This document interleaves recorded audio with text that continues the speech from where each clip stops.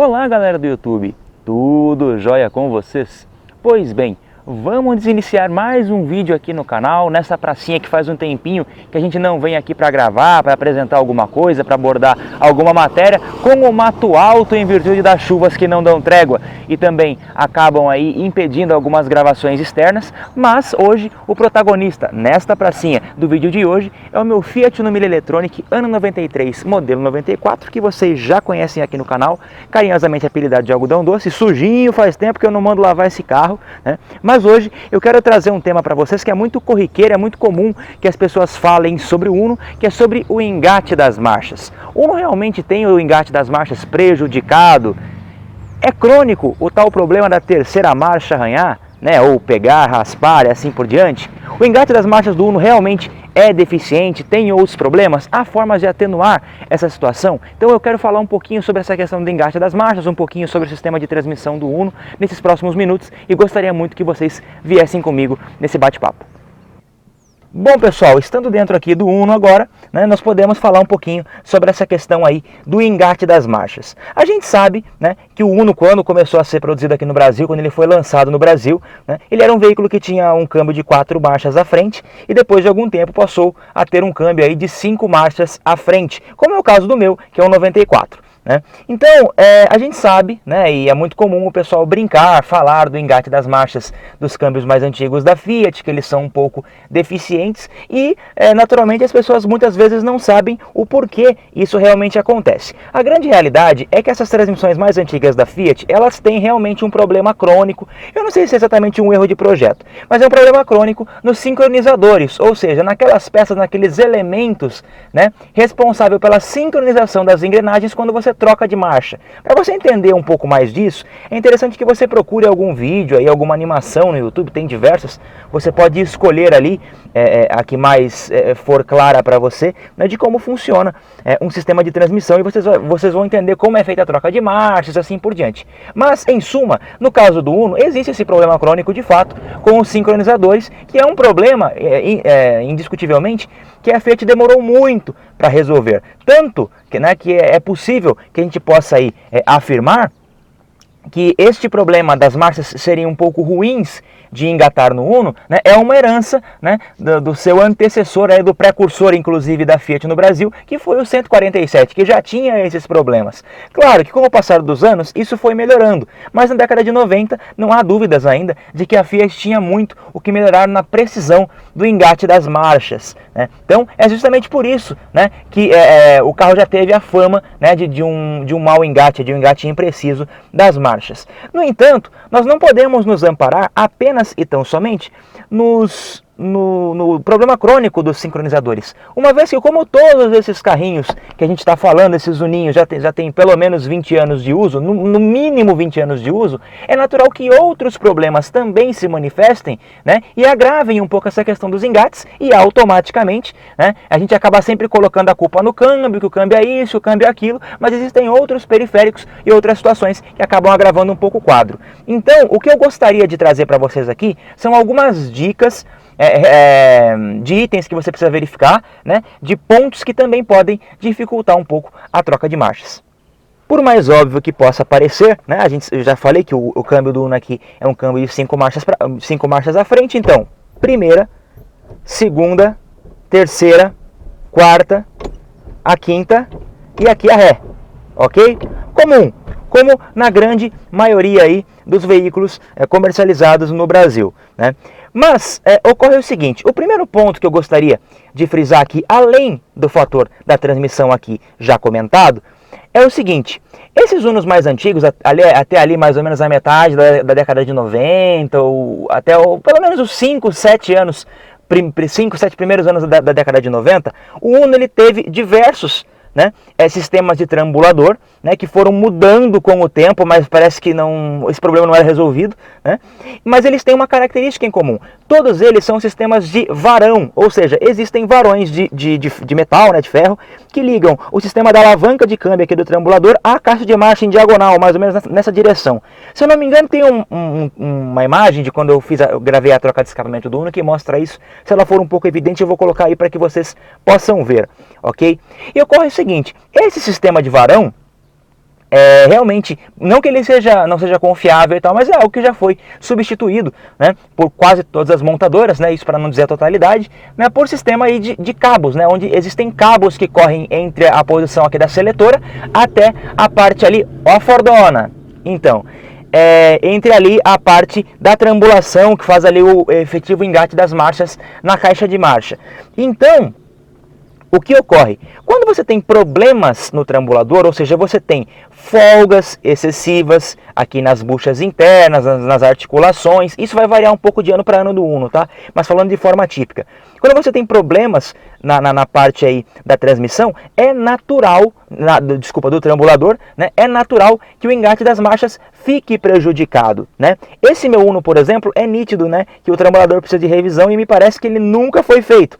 Então, eu noto, por exemplo, né, que algumas marchas à frente, como a primeira, agora ela entrou tranquila, a terceira ou a quinta, né, geralmente, ó, eu coloquei a quinta, ela é um pouco seca para desengrenar. Eu não sei se isso vai ser nítido no vídeo. Então, a gente tem também esse tipo de detalhe, esse tipo de observação. Aí é o seguinte, às vezes a pessoa ela vem e faz toda a troca do reparo, às vezes troca a alavanca, que nem essa alavanca do meu modelo tem um articulador aqui embaixo, que acaba também se desgastando e criando essa folga aqui, ó, que também atrapalha no engate das marchas, mas se esquece de um articulador existente lá na caixa de marcha. Eu vou colocar uma foto dele, né, que vai lá na parte efetivamente do engate das marchas diante da transmissão. Quando ele tem folga, não tem a menor dúvida de que ele também prejudica o engate das marchas. Então, é muito importante, quando você tem um carro meio ruim de engatar, né, você também faça aí a devida verificação da parte toda de trambulador. Outra coisa que também é bastante importante comentar, tá? Além, né, da questão ali do trambulador, a gente sabe, né, eu tenho um vídeo aqui que fala sobre coxinhas de motor, né, do suporte de motor, tá aqui no card, na tela, no canto superior direito do seu vídeo. E aqui eu gostaria de pontuar o seguinte, justamente que quando você tem suportes de motor aí deficientes, estourados, que não estão funcionando direito e não estão mantendo o motor a todo tempo na posição e todas as movimentações ali naturais do motor, né? A atuação da transmissão, do motor que gera vibração, né? Estão sendo passadas diretamente para o carro e o motor acaba balançando. Imagine o seguinte, toda a parte aqui do acionamento do trambulador, a parte da seletora, varões e tal, tá tudo no lugar. Se o câmbio balançar, é natural que o engate das marchas vai ficar dificultado. Então, se você tem coxins ruins, eles também podem dificultar o engate das marchas. Outro ponto bastante importante também, né, é a questão deste terceiro, né, ou primeiro pedal, né, que é a nossa embreagem, tá? Pensem sempre no seguinte, mais uma vez, se você procurar uma animação ali do funcionamento da transmissão, isso vai ficar um pouco mais evidente para você entender se você for um pouco mais leigo. Toda vez que você pisa na embreagem, né, você automaticamente, né, faz o acoplamento, né, acopla e desacopla, né, naturalmente, o motor do câmbio.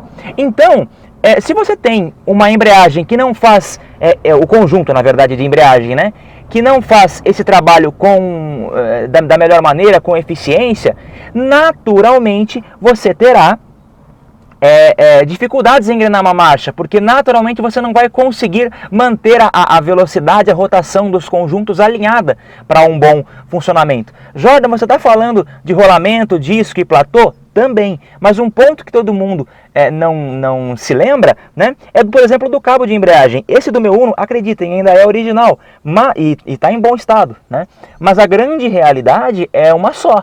Né?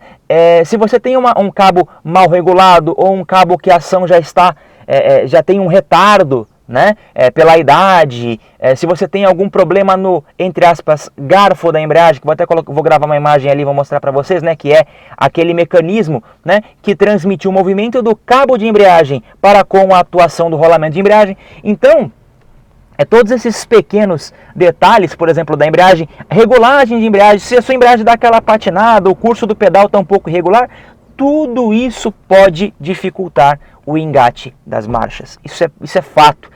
Então, se você já tem um câmbio que tem ali os seus defeitinhos, os seus problemas, os seus defeitos crônicos, aliado a mais de 2 décadas de uso, e também os periféricos ali em razoáveis ou más condições, não tem como o carro engatar direito.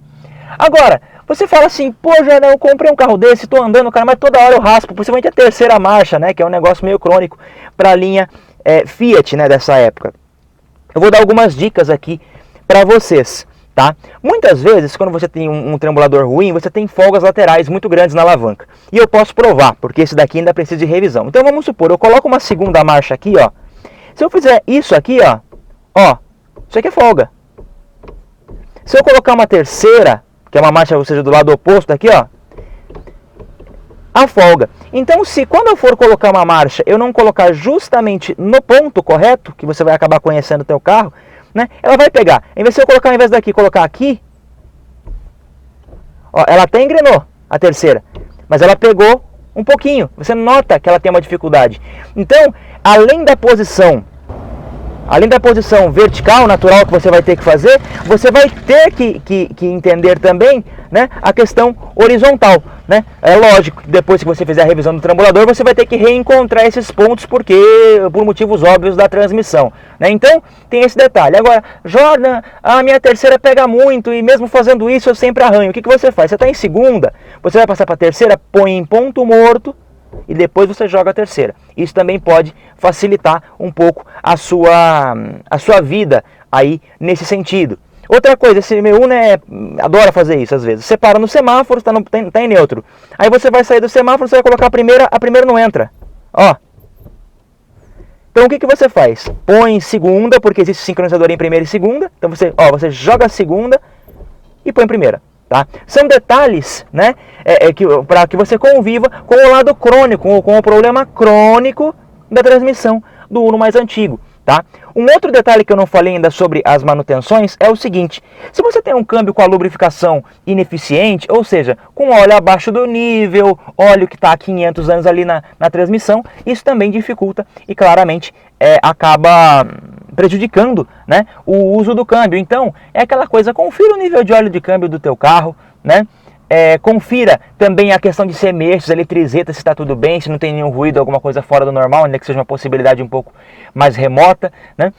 Se você não tem histórico da troca de óleo da transmissão, vale a pena fazê-la, tá? Eu acredito que é um procedimento primordial também, ainda mais num câmbio que tem essas peculiaridades que não são tão positivas assim. Então, agora nós vamos finalizar o nosso bate-papo, dando uma voltinha breve aqui, vou mandar um pouquinho de Uno, porque hoje é domingo e eu só uso esse carro agora de domingo, de sábado e domingo, pouco uso esse carro durante a semana, então tá na hora da gente curtir um pouquinho, andar um pouquinho e finalizar essa matéria.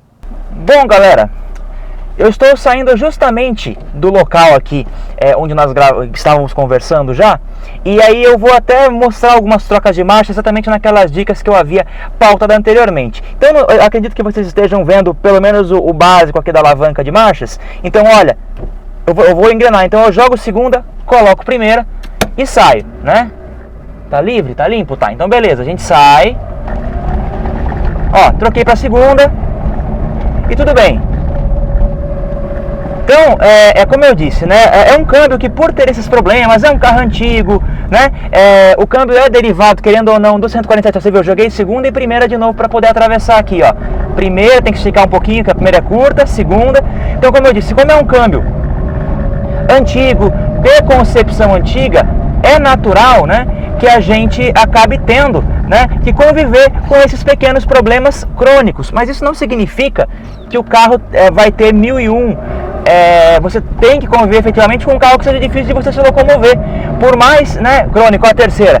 Então você, a partir do momento que você encontra o ponto, ó, desengrenei, e novamente eu faço isso sempre. Eu venho, jogo segunda, jogo primeira, a primeira marcha acaba entrando aí, que é uma manteiga. Então, nesse sentido aí, a gente acaba não tendo esse tipo de... A terceira pegou um pouquinho, tá vendo? Eu errei um pouquinho o ângulo, não sei se deu pra vocês escutarem, mas um pouquinho aí, ela... Se bem que eu acho que eu vou por aqui, viu? Hoje eu vou por aqui. Então, ó, primeira, segunda...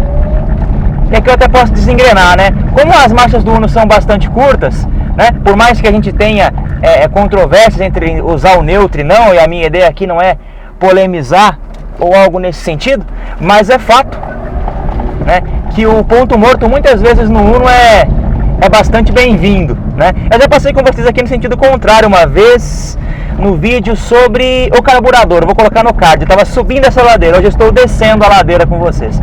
Então, em suma, é praticamente isso. Um outro detalhe, né, ainda que vale para essa questão da terceira, que eu acho que eu não devo ter pontuado com vocês aí anteriormente, é o seguinte: quando você está desengrenado numa rodovia, por exemplo, e vai colocar uma quinta, tá? É natural que você também raspe. Parece que é uma extensão da terceira, ó, esticando bem a segunda, terceira, pegou de novo, tá vendo? E vai, né? Aí não tem, nesse sentido não tem tanto, não há tanta restrição aí, né? Mas como eu estava dizendo, se você está numa rodovia, ó o buraco. Se você está numa rodovia, por exemplo, e vai engrenar a quinta, que você estava em ponto morto, ou se você vai, eventualmente,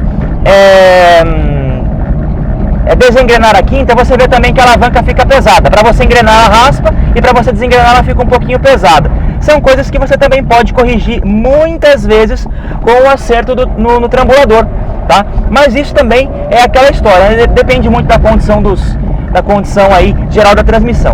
Aí outro ponto que é interessante também a gente frisar, aqui dá para sair direto de segunda, né? Como a primeira é curtinha, em aclives assim, geralmente você consegue sair de segunda.